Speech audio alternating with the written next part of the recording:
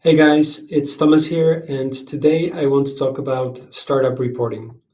So it's a topic which is deceivingly simple because startup reporting is really a pretty simple tool. It's a written report that you share as a startup with your investors on a regular basis.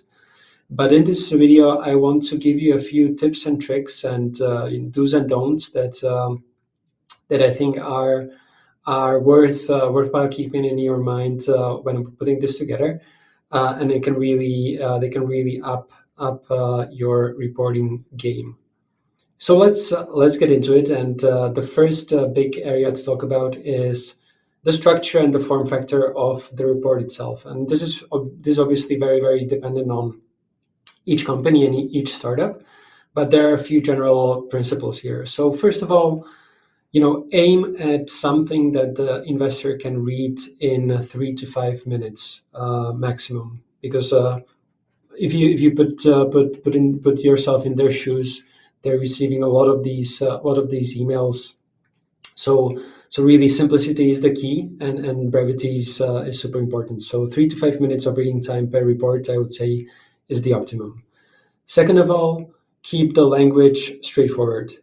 So no fluff, no unnecessary jargon. Just to be honest with what is happening in your company, and keep the language simple.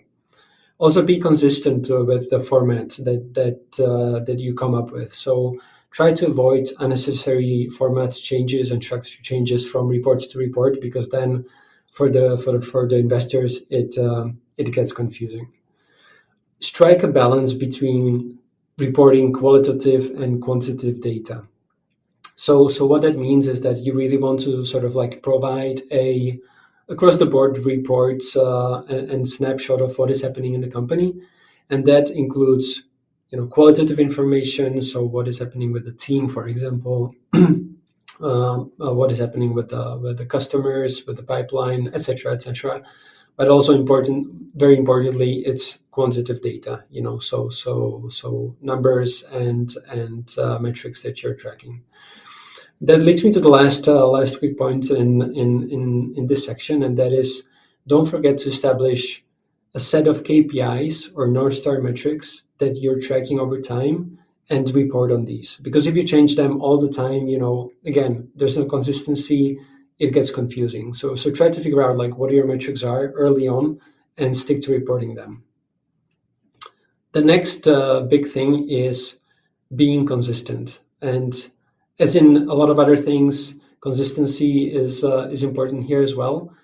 So set a reporting schedule. I mean, monthly is usually the golden standard in the industry, but stick to it. That's super important. So you wouldn't believe the 99% of companies really, start reporting on a monthly basis, but then sort of like they peter out, or they skip a month here and there, etc., etc. So if you just stick to your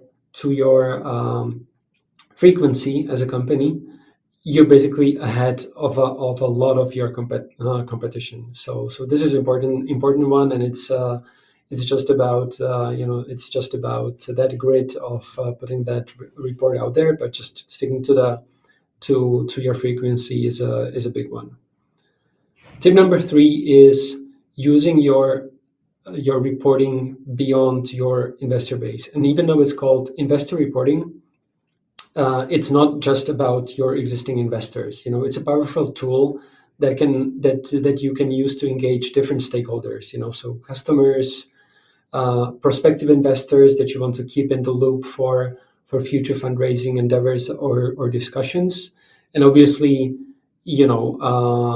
you need to maybe somehow tailor what you're showing to each of these groups. So maybe you don't want to share the full report with everybody, but sort of using the what you have, and when you're doing investor reporting on a monthly basis, for example, using a subset of the data and sharing that with your warm list of future investors is really like one of the greatest weapons in your arsenal when preparing for your next fundraising round. So just keeping in loop not just your existing investors but your broader stakeholders, and using the the effort that you're already putting in your investor reporting, I think is a great thing to do.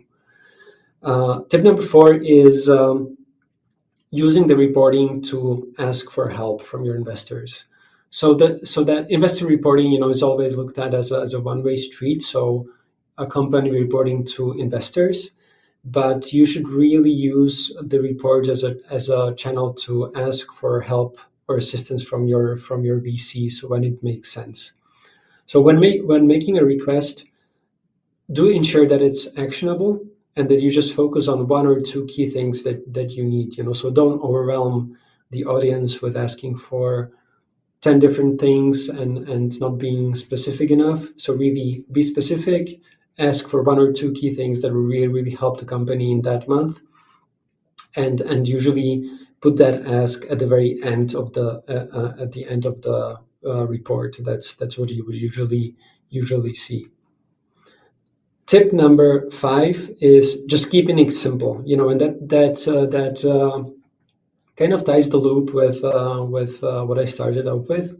But just don't overcomplicate things, and try to be empathic with your audience that is receiving the report. So that goes both for the channel, so usually I would say that your standard email that you receive in an inbox is probably still the best option to do investor reporting, as opposed to like different applications or using different channels that are paywalled or that you need to register for.